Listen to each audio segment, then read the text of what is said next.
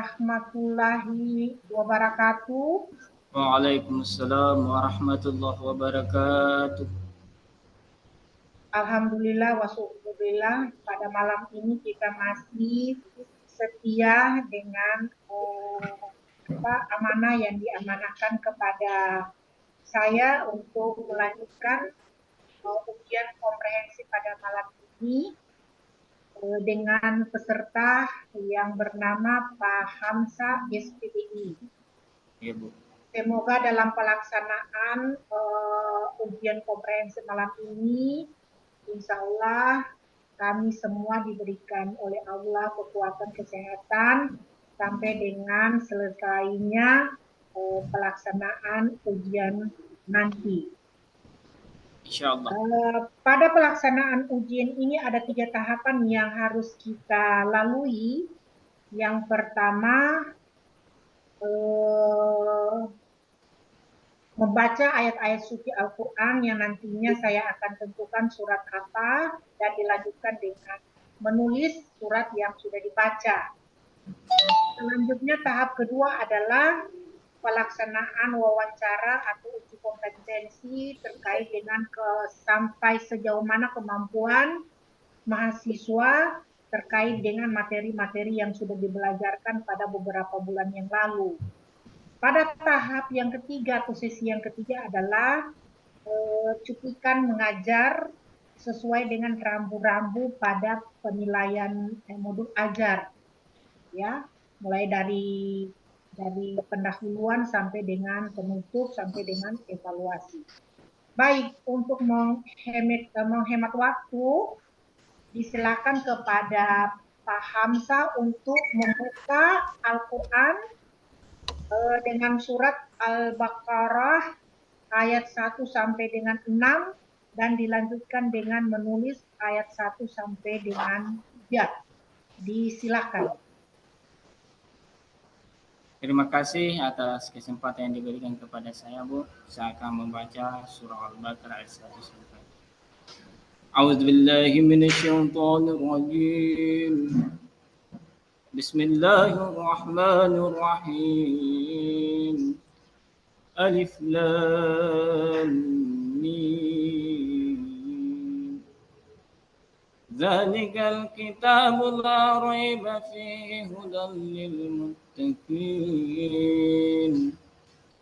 الذين يؤمنون بالغيب ويقيمون الصلاة ومما رزقناهم ينفقون والذين يؤمنون بما أنزل إليك وما أنزل من قبلك وبالآخرة هم يوقنون أولئك على هدى من ربهم وأولئك هم المفلحون إن الذين كفروا سواء عليهم أأنذرتهم أم لم تنذرهم لا يؤمنون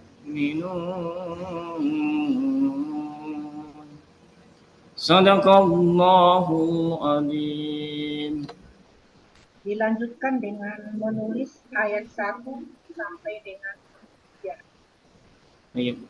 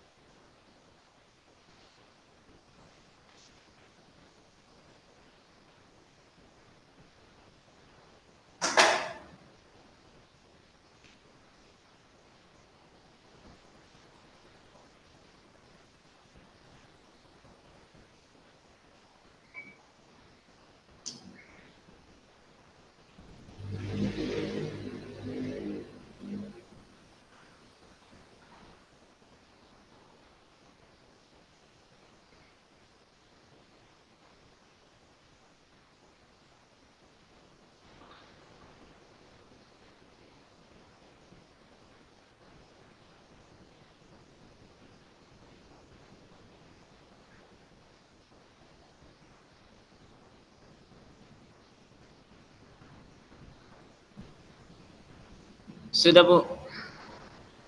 Tolong ditampilkannya.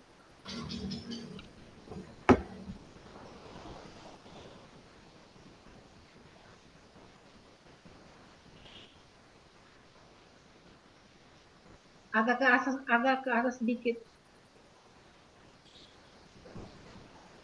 Oke, oke. Terima kasih. Kelihatan, Bu? Iya, kelihatan. Ya, alhamdulillah. Iya, kelihatan.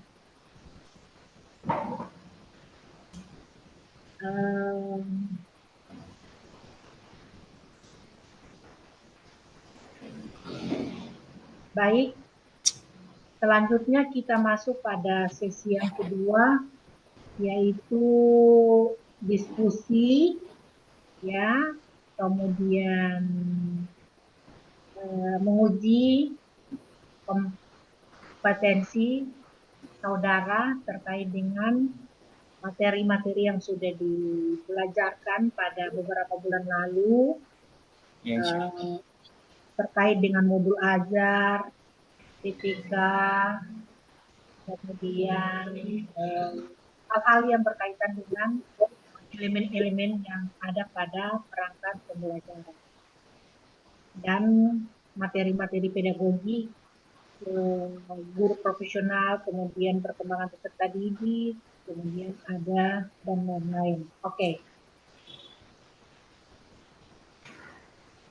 Uraikan bagaimana ya saudara mengembangkan perangkat pembelajaran mulai dari materi ajar, kemudian media pembelajaran atau LKPD yang memiliki critical thinking, kreatif, reflective thinking, dan discussion making atau HOTS. Silakan. Baik, saya akan menjelaskan sedikit tentang komponen-komponen modul ajar. Yang pertama adalah tujuan identifikasi modul. Yang kedua adalah kompetensi awal. Yang ketiga adalah profil pelajar Pancasila. Yang keempat adalah sarana dan prasarana. Yang kelima adalah target peserta didik. Yang keenam adalah model pembelajaran yang kita berikan kepada peserta didik. Oke, apakah pada LKPD atau modul ajar saudara itu telah mengembangkan HOTS?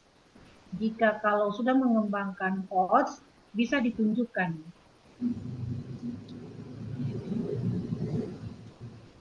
Baik, contoh tujuan pembelajaran yang bersifat HOTS itu adalah menganalisis. Yang kedua adalah evaluasi dan yang ketiga adalah kreasi. Di mana siswa mendapatkan perbedaan antara dua teori ekonomi dan menjelaskan implikasi dalam suatu ekonomi tersebut. Itu adalah masuk dalam analisis. Sedangkan evaluasi adalah siswa dapat efektivitas berbagai strategi pembelajaran, konflik, dan memiliki strategi terbaik untuk kasus tertentu. Itu masuk dalam evaluasi.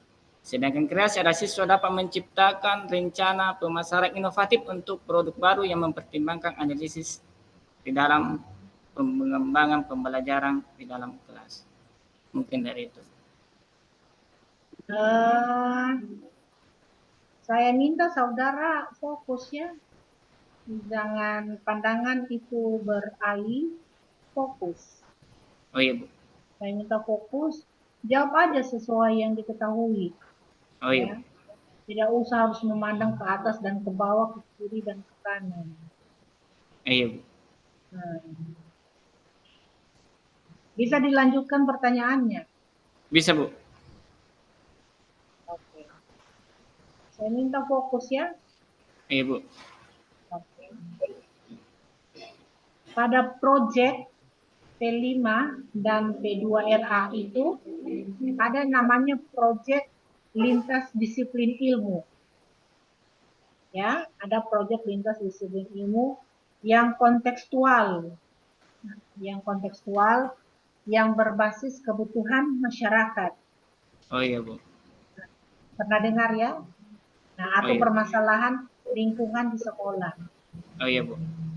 Coba berikan komentarnya atau pandangannya saudara. Baik, kontekstual di dalam lingkungan sekolah Bu. Iya, Ini bagaimana kita bisa sebagai guru untuk eh, memberikan pelajaran kepada peserta didik agar di dalam ruang lingkup sekolah kita harus tanamkan yang namanya saling menghargai, saling menghormati di dalam aktivitas proses di dalam sekolah itu sendiri.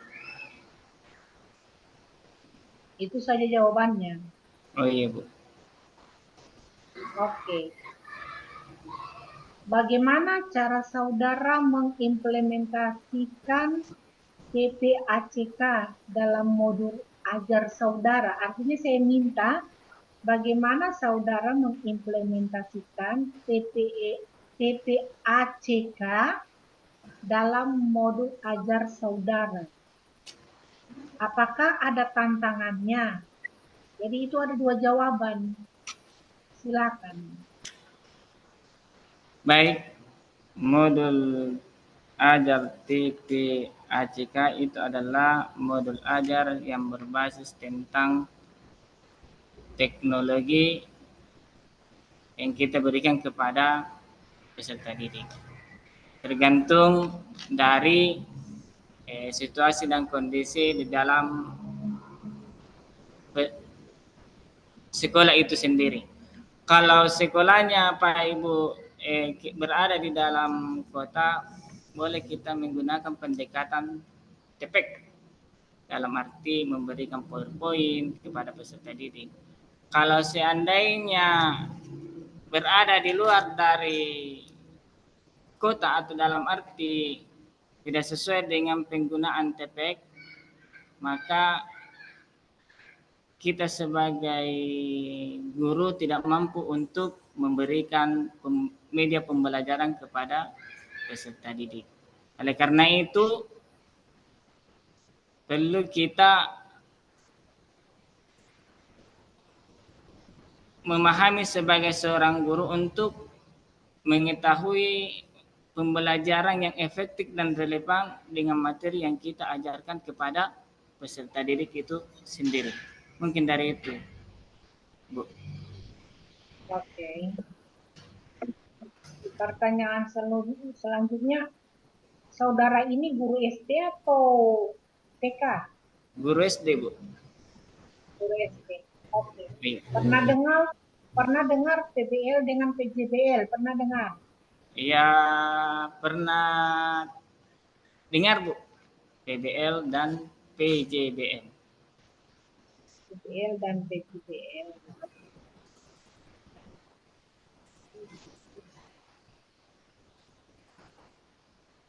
Oke. Guru SD. Pertanyaan saya, mengapa pengembangan rancangan perangkat pembelajaran itu, ya, mengapa pengembangan perangkat pembelajaran itu perlu mempertimbangkan konsep belajar dan pembelajaran? Silakan dijawab. Konsep belajar di dalam pembelajaran itu Pak sangat penting kita sebagai seorang guru untuk mentanamkan di dalam diri kita sebagai seorang pendidik. Karena kenapa kita mampu membuat rencana pembelajaran, modul pembelajaran, strategi pembelajaran dan lain-lain sebagainya, tentu sebagai seorang guru yang profesional harus mentanamkan di dalam dirinya yakni adalah teori belajar. Oleh sebab itu, kita sebagai guru harus mampu mengetahui teori belajar itu sendiri yang kita berikan kepada peserta didik agar peserta didik mampu aktif, efektif, dan efisien di dalam pembelajaran. Mungkin itu. Oke. Ada berapa teori belajar yang diingat atau yang diketahui? Bisa Yang saya disebutkan? Yang saya ketahui itu teori belajar itu ada 4. Yang pertama adalah behavioristik, yang kedua adalah kognitif, yang ketiga adalah sosial kultural atau humoristik, dan yang keempat adalah introspektif. Bisa dijelaskan empat-empatnya? Baik, kalau teori belajar itu behavioristik yakin adalah mengubah peserta didik dalam arti tingkah laku. Sedangkan teori belajar kognitif yakni mengacu kepada proses belajar peserta didik, bukan nilai tetapi prosesnya. Sedangkan sosiokultural mengacu kepada memanusiakan manusia dalam arti kita harus menghargai pendapat orang lain. Sedangkan konstruktivis mengacu kepada nilai dan ditekankan kepada peserta didik dalam konteks mandiri dalam arti mengetahui pengetahuan yang dia miliki di dalam kehidupan masyarakat meliputi pendengaran, penglihatan, dan lain-lain sebagainya. Oke. Saudara pernah dengar PTK? Ya, pernah Bu. Pernah. Apa itu PTK? Kalau PTK itu adalah kepanjangan dari penelitian tindakan kelas. Penelitian tindakan kelas. Iya Bu. Pernah buat laporan PTK atau nanti sudah di PPG ini baru dengar itu PTK? Sudah lama Bu dengar nama PTK, penelitian tindakan kelas. Karena kenapa di saat saya kuliah saya juga dapat yang namanya PTK. Oke.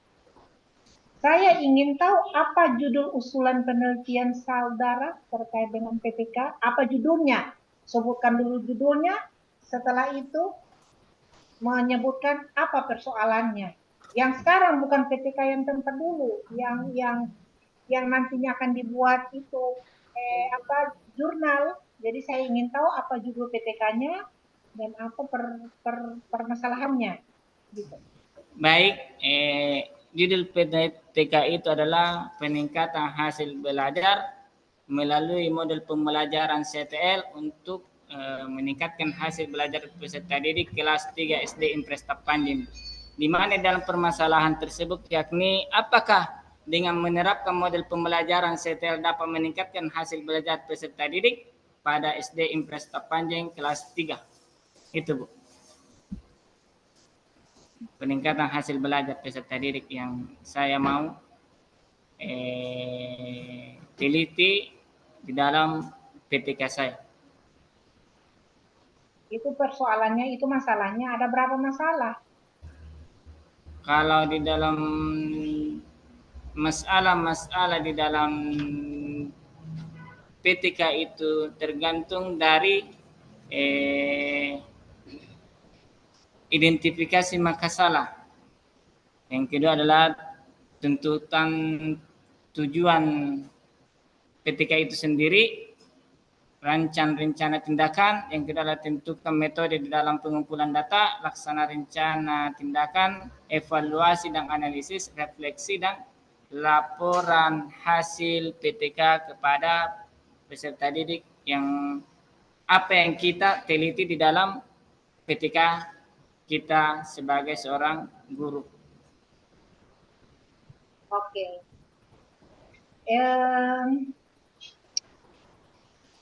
Kan pada modul ajar itu ada materi ya? Oh iya Bu, modul ajar ada materi. Materi itu sama dengan pokok bahasa? Materi dengan pokok pembahasan itu iya Bu. Sama. Iya.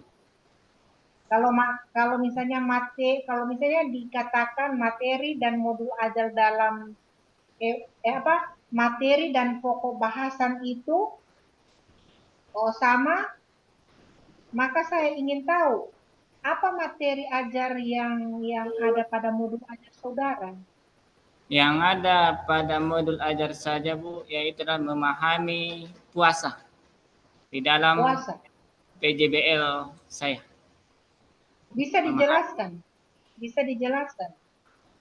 Baik, saya akan menjelaskan sedikit tentang materi saya tentang memahami puasa. Di mana di dalam materi tersebut kita sebagai guru menjelaskan kepada peserta didik tentang apakah itu puasa, pengertian puasa, syarat-syarat puasa, sunnah puasa, dan lain-lain sebagainya.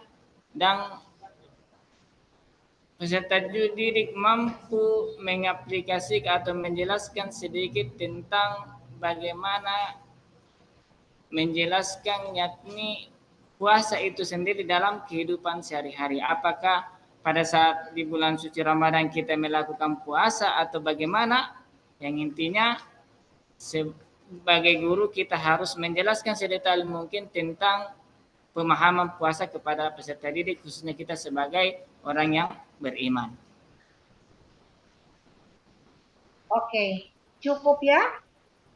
Oh iya. Cukup untuk diskusinya, wawancara sedikit terkait dengan pengalaman saudara mendalami modul-modul pedagogik ataupun terkait dengan PPK dan rancangan-rancangan modul ajar MBKM. Selanjutnya kita masuk pada sesi yang terakhir, yaitu kita mengajar. Jadi pastikan waktunya, kemudian ya isi dari modul ajar, ya mulai dari persiapan sampai dengan penilaian LKPD. Oke, disilakan. Baik Bu, saya akan men-share modul ajar saya untuk bagaimana saya memberikan pengajaran kepada peserta didik.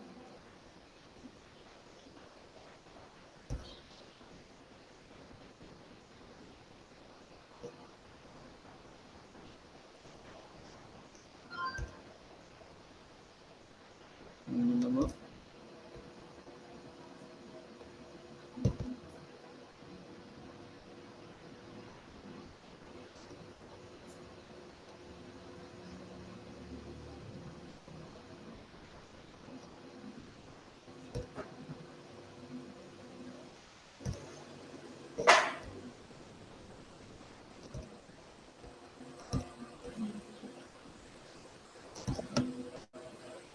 Sudah kelihatan Bu?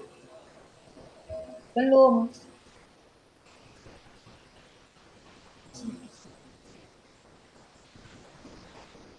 Sudah kelihatan Bu? Bisa. Sudah Bu? Sudah. Ya baik. Assalamualaikum warahmatullahi wabarakatuh.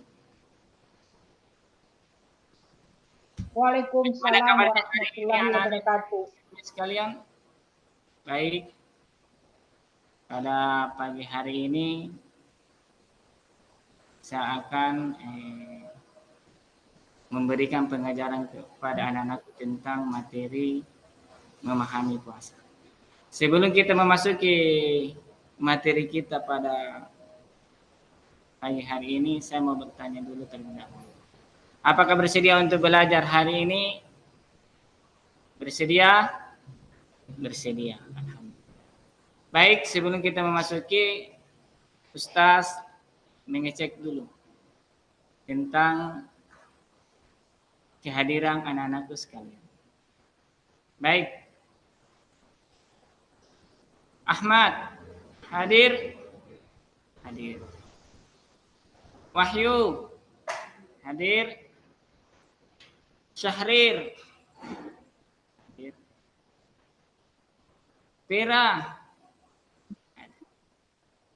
Baik, anak-anakku sekalian, pertanyaannya Bapak, siapa yang tidak hadir pada pagi hari ini?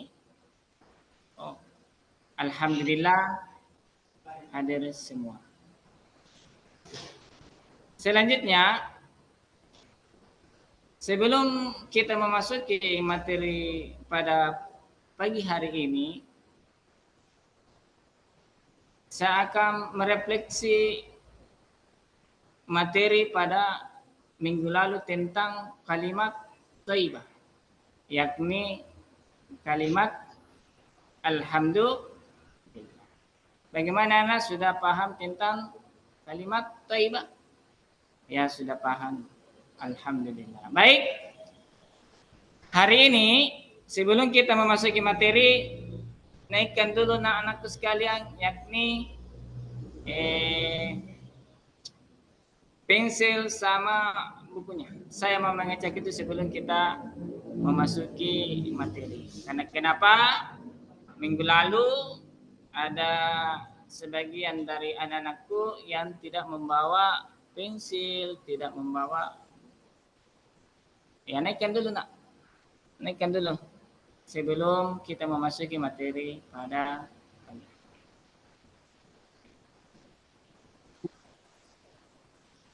Ya baik, sudah di atas nak. Oke. Oleh karena itu, sebelum kita memasuki materi, marilah kita selalu senantiasa perbanyak rasa syukur kepada Allah sebagai bentuk kita sebagai umat manusia di dalam kehidupan kita sehari-hari dengan mengucapkan kalimat-kalimat. Salawat serta salam selalu senantiasa tercurah kepada junjungan kita baginda Nabiullah Muhammad sallallahu alaihi wasallam. Baik, tadi kita sudah merefleksi tentang materi kita, dan materi kita hari ini tentang memahami puasa.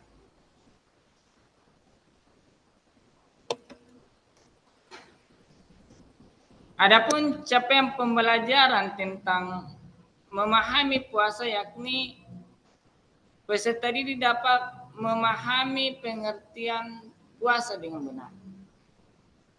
Yang kedua, peserta didik dapat memahami syarat-syarat puasa. Yang ketiga, peserta didik dapat memahami rukun puasa. Dan yang keempat, yakni peserta didik dapat memahami sunnah puasa. Oleh karena itu, sebagai materi pemetik pada pembelajaran hari ini, yakni apakah kalian pernah mendengar tentang puasa? Apakah kalian pernah mendengar syarat-syarat puasa? Apakah anak-anakku pernah mendengar apa itu puasa dan sunnah puasa? Oleh karena itu, kalau anak-anakku sudah pernah mendengar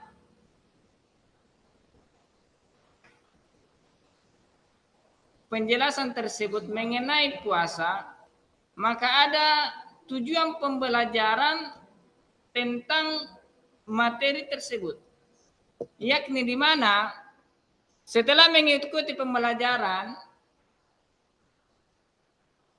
peserta didik mampu menulis dan menjelaskan puasa itu sendiri. Yang kedua, peserta didik mampu melakukan puasa. Oleh karena itu, anak-anakku sekalian, kalau pernah mengenal pengertian puasa, maka puasa itu adalah berasal dari bahasa dari kata syam, yang artinya menahan. Jadi apakah yang dimaksud dengan puasa di dalam bahasa, yakni adalah syam, artinya menahan. Itu adalah pengertian puasa anak-anakku sekalian. Saya mau bertanya anak-anakku sekalian, ada yang bisa jawab apa itu yang dimaksud dengan puasa? Ya, Arham. Tahu nak apa itu puasa? Ya, alhamdulillah. Beri dia tepuk-tepuk tangan untuk Nak Arham, karena dia mampu memberikan pengertian bahasa menurut bahasa. Sedangkan menurut istilah, puasa adalah menahan diri dari hal-hal yang membatalkan puasa, mulai dari terbit fajar hingga terbenamnya matahari. Ini pengertian puasa menurut istilah. Oleh karena itu, kalau orang berpuasa berarti kita menahan diri kita dari hal-hal yang membatalkan puasa, mulai dari terbit fajar hingga tergelincirnya matahari atau terbenamnya matahari. Oleh sebab itu, sebagai orang yang beragama Islam, wajib hukumnya bagi kita untuk berpuasa. Kapan? Yakni pada saat kita berada di bulan suci. Jadi sebagai orang yang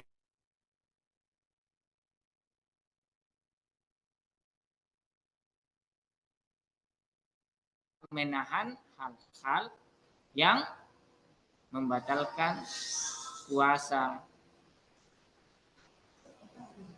Baik, anak-anakku sekalian, ada yang tahu tentang apa-apa saja yang membatalkan puasa? Napera, apa nak?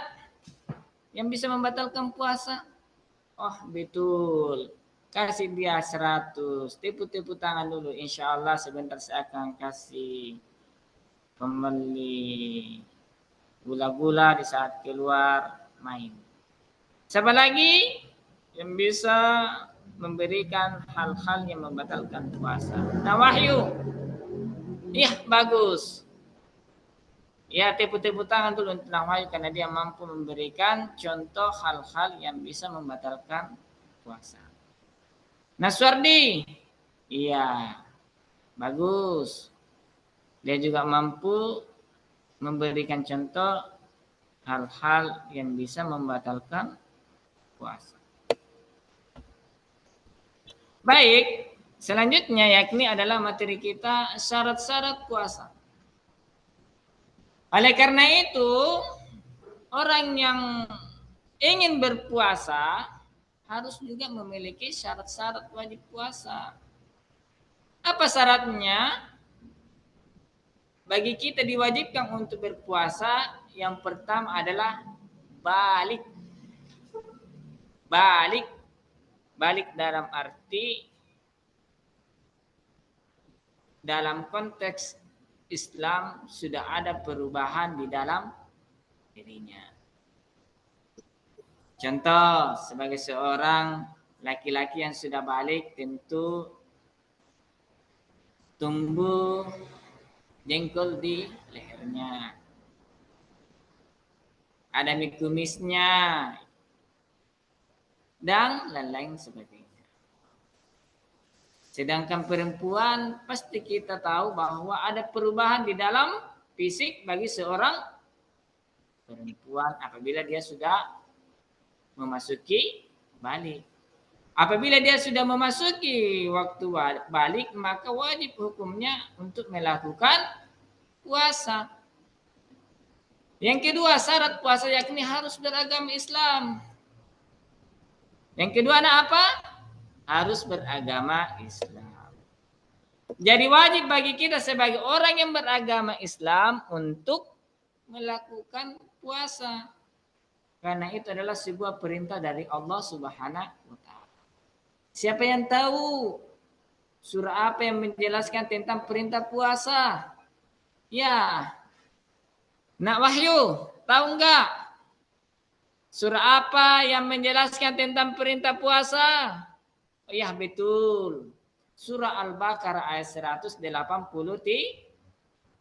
Tepuk tangan dulu.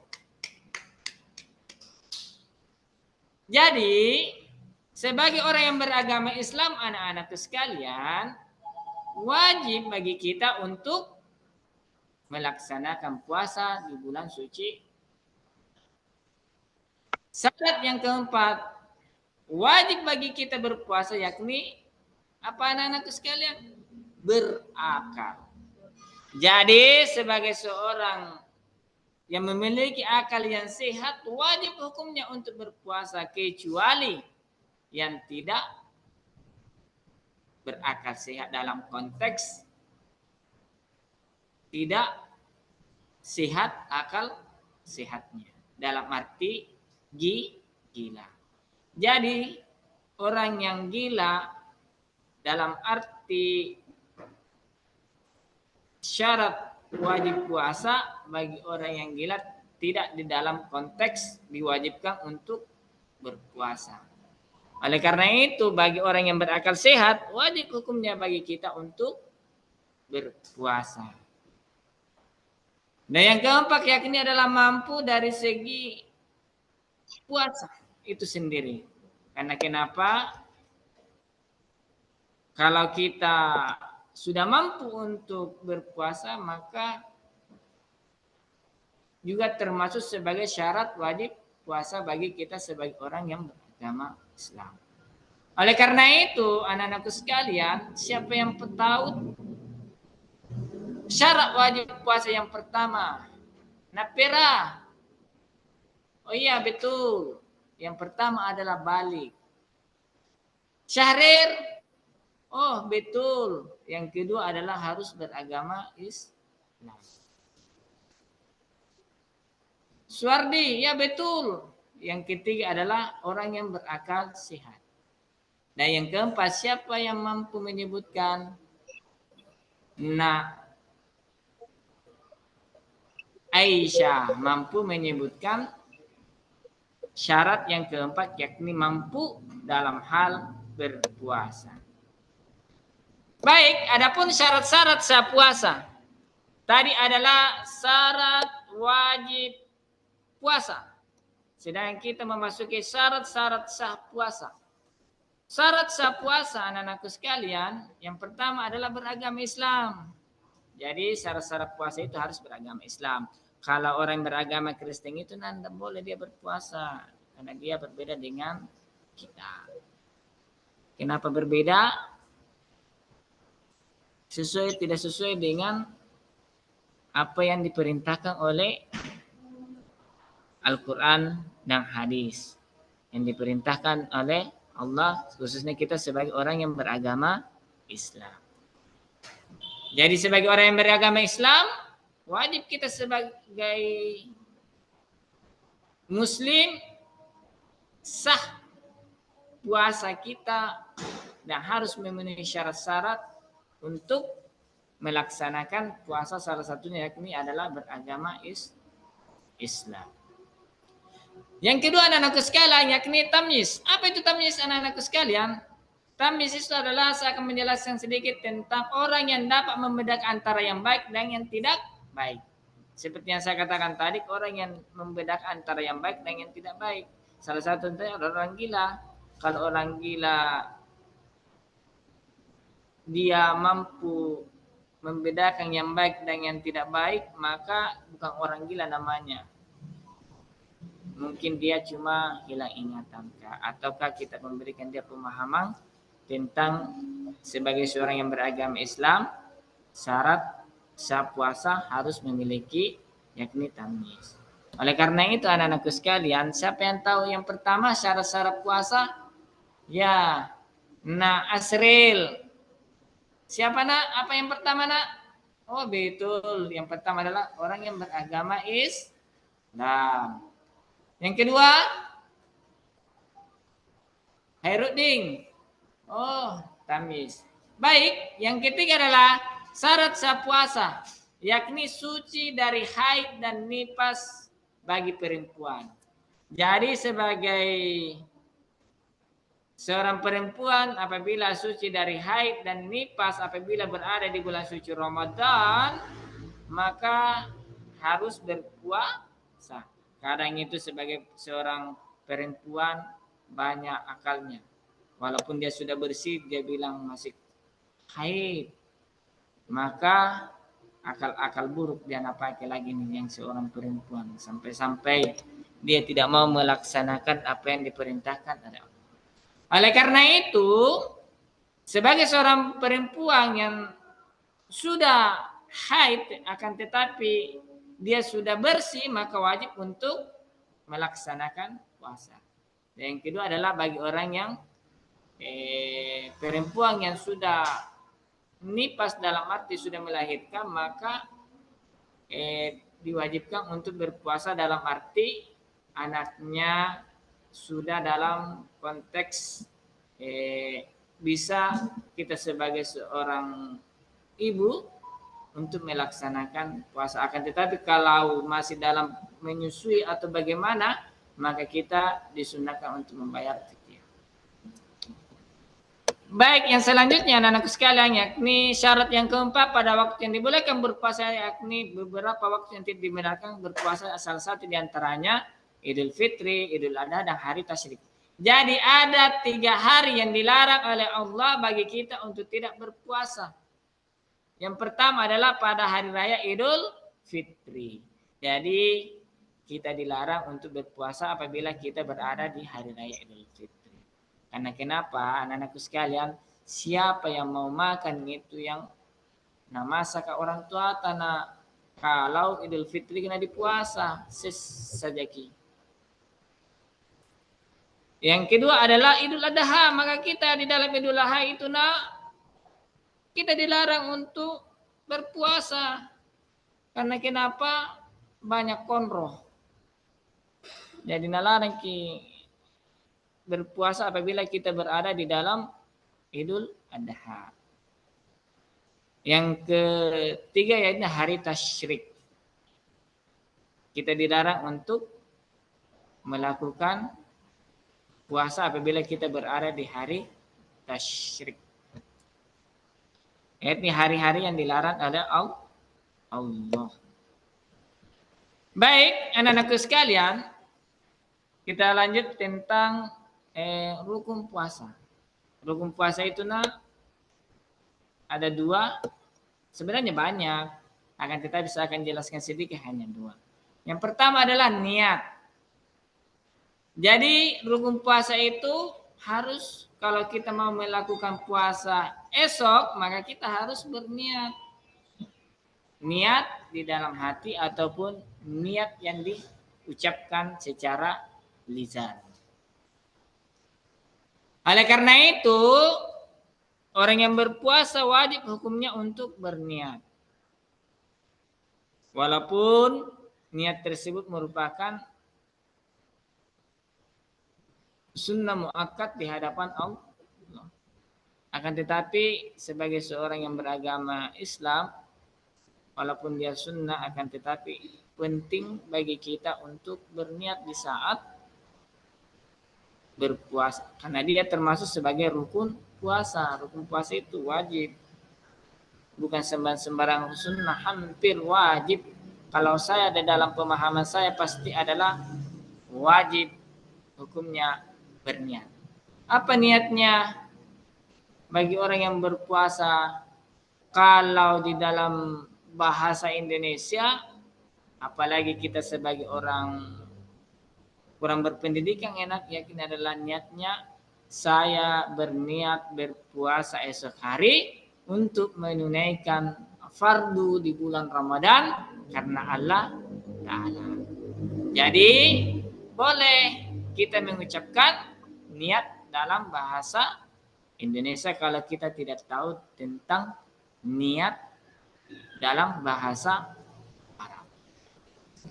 Oleh karena itu, kaum muslimin, niat itu penting bagi kita, bagi orang yang beragama Islam. Apalagi kita mau melakukan puasa di bulan suci. Walaupun ada yang beranggapan bahwa niat boleh dilakukan pada saat awal ataupun niat dilakukan pada tiap-tiap malam, tergantung dari pribadi diri kita sendiri, anak-anak. Jadi siapa yang tahu tentang rukun puasa yang pertama? Nah, Wahyu, apa nak? Oh betul, yang pertama adalah niat. Yang kedua adalah rukun puasa, yakni menahan diri. Apa yang kita tahan? Makan, minum, berhubungan bagi orang yang bersuami istri, menahan diri dari perbuatan dosa itu yang kita tahan. Mulai dari terbit fajar hingga tergelincirnya matahari. Supaya puasa kita diterima oleh Allah. Anak-anakku sekalian. Kalau kita tidak mampu menahan, maka puasa kita batal. Batal. Siapa yang bisa memberikan contoh apa yang kita tahan anak-anakku? Wahyu. Iya betul. Yang pertama adalah menahan diri dari perkataan-perkataan jelek kepada orang lain. Sardi, oh betul. Kita tidak boleh sengaja muntah pada saat kita melaksanakan puasa di bulan suci Ramadan. Itulah 2 rukun puasa. Sebenarnya masih ada yang lain tentang rukun puasa itu sendiri. Tetapi paling penting bagi rukun puasa yang pertama adalah niat, yang kedua adalah menahan diri. Insya Allah puasa kita akan diterima di sisi Allah Subhanahu. Selanjutnya yakni adalah sunnah puasa. Ada beberapa hal yang disunahkan untuk menjalankan ibadah puasa.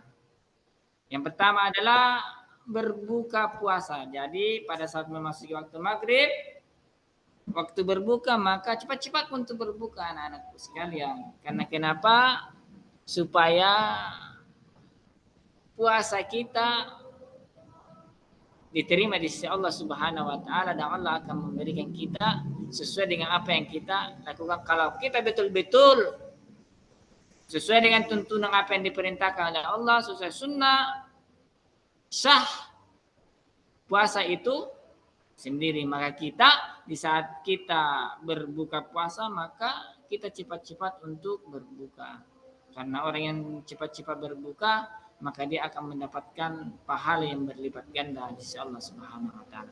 Oleh karena itu bagi orang yang berbuka maka disunnahkan bagi kita untuk memakan makanan yang manis-manis. Contohnya anak-anakku sekalian, apakah itu makanan-makanan yang manis-manis? Oh, Wahyu. Oh, pintar. Salah satu di antaranya yakni adalah kurma.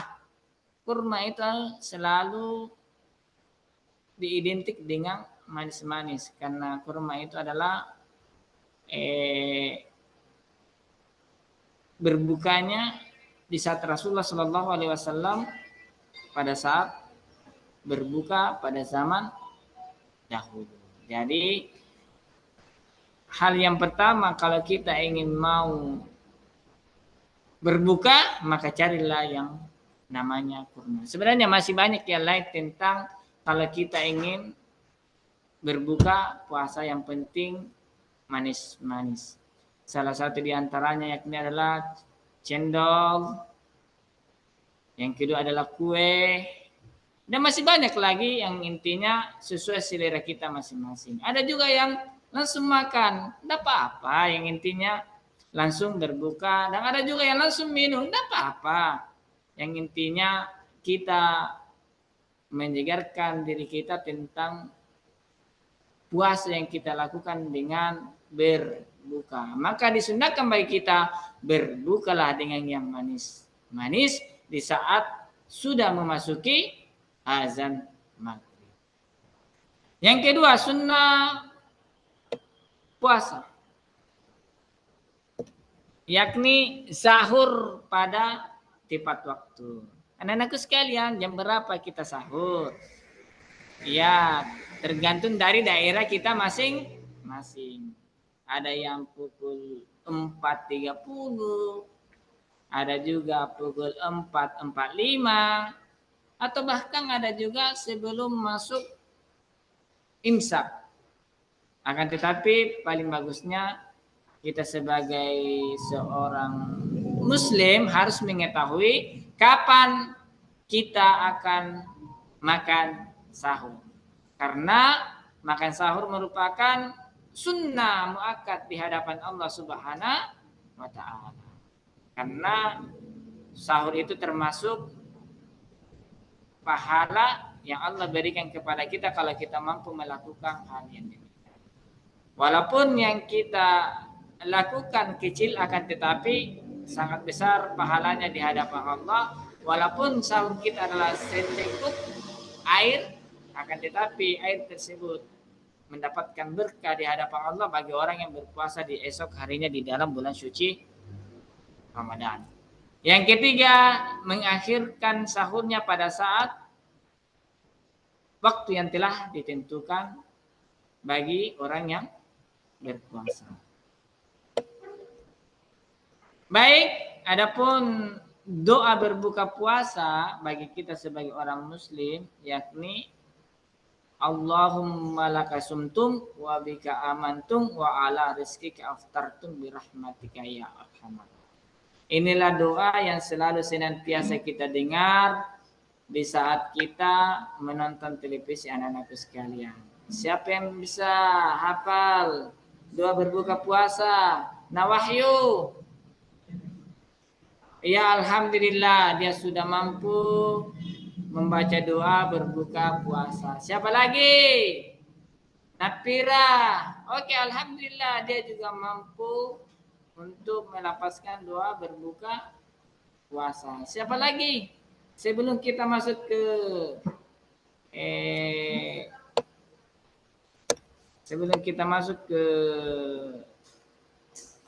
LKPD. Nak Rahmat, ya bagus. Dia juga sudah mampu mengucapkan dan menghafal doa berbuka puasa. Baik, kita sama-sama ya membaca doa berbuka puasa. Bismillahirrahmanirrahim. Allahumma laka sumtum wa bika amantum wa ala rizkika aftartum birahmatika ya arhamar rahimin. Oleh karena itu, kalau kita sudah membaca doa tersebut, pada saat kita mau memasuki maghrib, maka kita cepat-cepat untuk berbuka supaya kita mendapatkan pahala di hadapan Allah Subhanahu wa taala. Perlu kita pahami bahwa doa tersebut merupakan sebuah hadis yang diriwayatkan oleh Imam Baihaqi. Akan tetapi hadis tersebut kita jadikan sebagai doa berbuka puasa, anak-anakku sekalian. Baik, kita sudah menjelaskan tadi tentang puasa. Oleh karena itu, ada yang mau bertanya? Alhamdulillah sudah paham semua. Baik, kita masuk ke pembagian LKPD anak-anakku sekalian. Ya baik, saya akan membagikan LKPD yang sebagai bentuk refleksi pada mata pelajaran pada pagi hari ini. Cuma satu anak-anakku sekalian tentang LKPD kita pada hari ini. Adapun LKPD kita pada hari ini yakni adalah membuat sebuah peta konsep. Mungkin ada anak-anak yang tidak tahu tentang apa itu peta konsep. Yang dimaksud dengan peta konsep itu adalah alur cerita. Poin-poin yang kita masukkan di dalam peta konsep tersebut. Contohnya ini anak-anakku sekalian. Ini contoh bagan dalam konsep pembelajaran. Ini contoh bagannya. Kalau kita mau membuat peta konsep harus yang pertama dulu di atas adalah bentuk kotak judul materi. Kalau judul materi itu apa di situ nah? Apalagi pada hari ini judul materi Ustaz ini adalah memahami puasa. Tentu judulnya di situ adalah memahami puasa. Yang pertama apa bagian yang pertama tentang memahami puasa?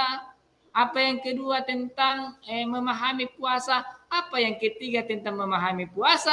Dan apa yang keempat tentang memahami puasa? Itu yang kita mau buat sebentar dalam modul ajar yang saya bagikan kepada anak-anakku. Ya baik, saya akan berikan kepada Wahyu. Ini nak, ambil ke.